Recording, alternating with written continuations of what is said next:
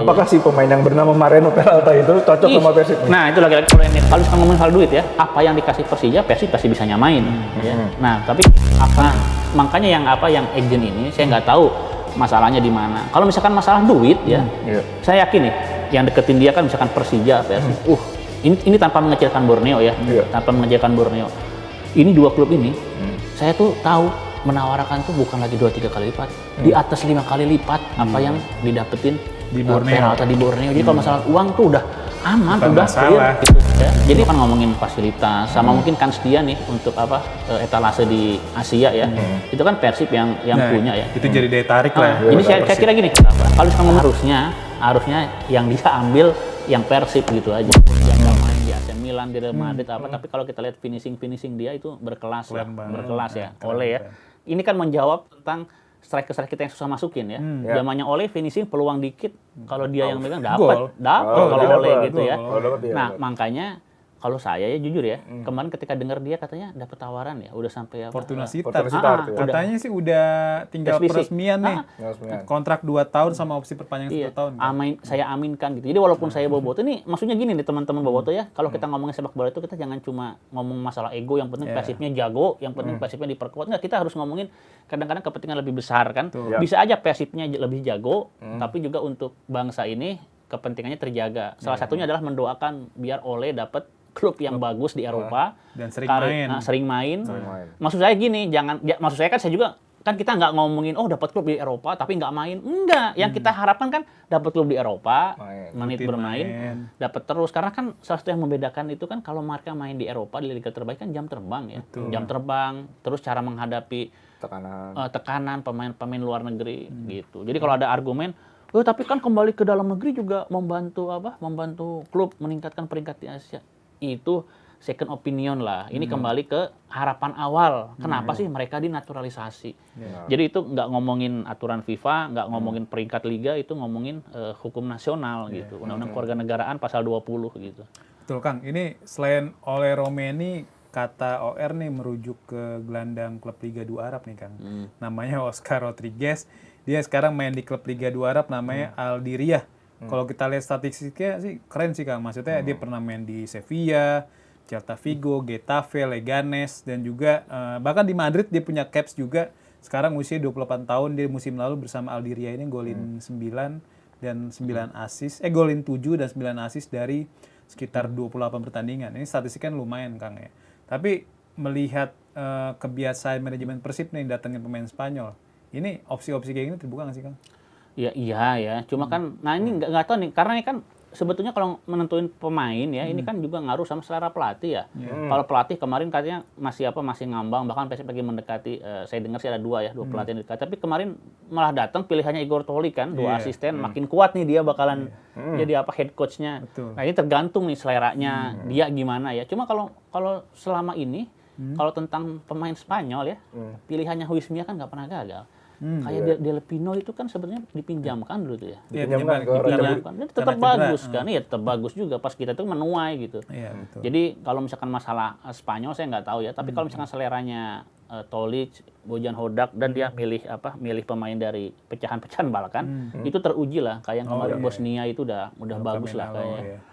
Iya kan negara-negara Balkan itu kan negara perang ya, dari mulai ngotot mentalnya kuat kan. Kan selama ini yang nganggap Bojan Hodak bercanda kan waktu itu juga kaget juga, ketemu yang dia marah-marah lempar itu kayak gitulah Balkan itu.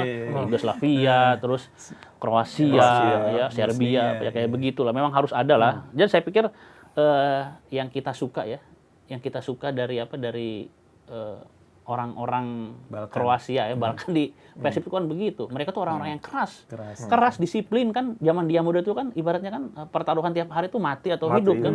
Tapi ketemu orang-orang Bandung nih, itu mereka banyak ketawa loh, benar.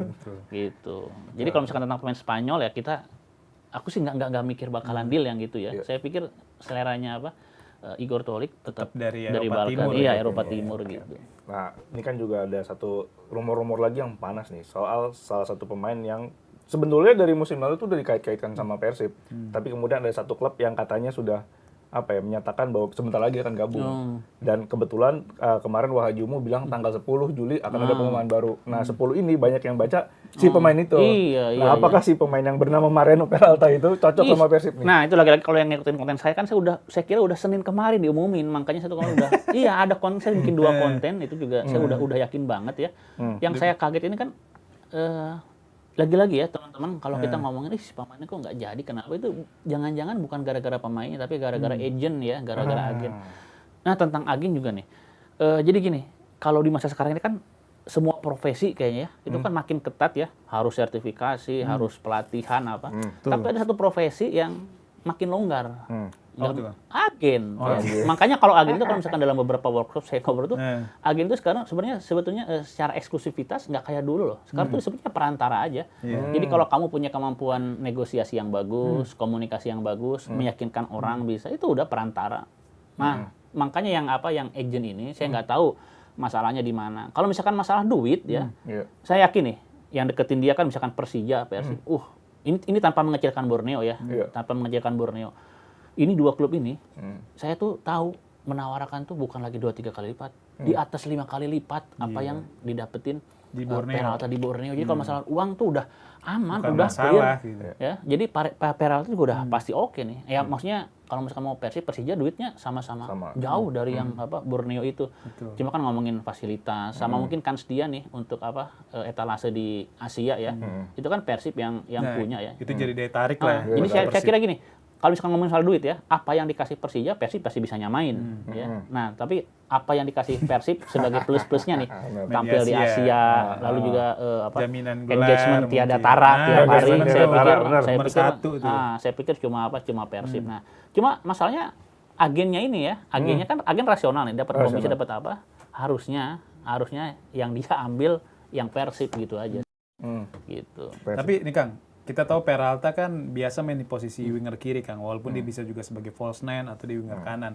Kita tahu kan di winger kiri Persib sebenarnya udah banyak nih, Kang. Ada Beckham, ada Sadil. Bahkan kemarin yang Jepang ya, yang Jepang juga itu gelandang. Bisa juga. Tapi dia biasa gelandang sih, gelandang sentral. Terus juga ada Berguinho kadang-kadang main di kiri juga.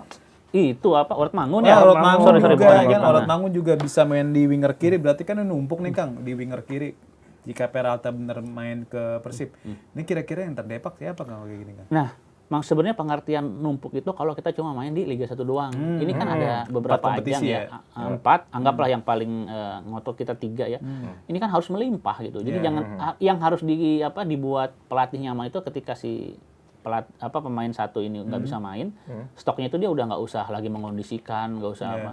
Banyak banget ya yang membuktikan tim-tim besar di Eropa juga bahwa kejayaan itu diraih bukan sama starting 11 terbaik loh. Tapi penentunya itu adalah pengganti-pengganti yang sama bagusnya. Setara gitu. Yang setara, yang bagus gitu. Jadi istilah numpuk saya yakin sih pasti kepake aja gitu. Pasti kepake aja gitu. Ya cuma kan ini masalah selera. Sebetulnya kalau masalah teknis mah nggak ada masalah, saya pikir sebenarnya udah oke ya. Ini masalah selera aja, selera pelatih aja gitu. Tapi Kang Eko sendiri yakin Peralta ke Persib? Saya yakin. Dari minggu kemarin saya yakin. Saya yakin banget. Yang itu kan konten-konten teropong. Iya, teropong apa itu posisi saya yakin. Nah, tiba-tiba ini lagi-lagi nih, itu kan lagi-lagi saya mengakui nih kan. Tiba-tiba ini kan masalah tentang izin tinggal nih ya. Pindah domisili gitu kan. Saya cek belum ada kabar kan itu. Nah, makanya saya ini lagi. Cuma kan saya nggak mungkin ngomong, oh dari imigrasi belum ada. Nggak mungkin. Tapi saya minggu itu saya langsung ngomong kan, nggak ada minggu ini pergerakan dari si Peralta. Tapi bener kan kejadian kan. Minggu lalu emang belum ada peresmian Peralta kan. Nah, tapi gini, misalkan Peralta jadi, itu pasti sama manajemen akan disebut terakhir.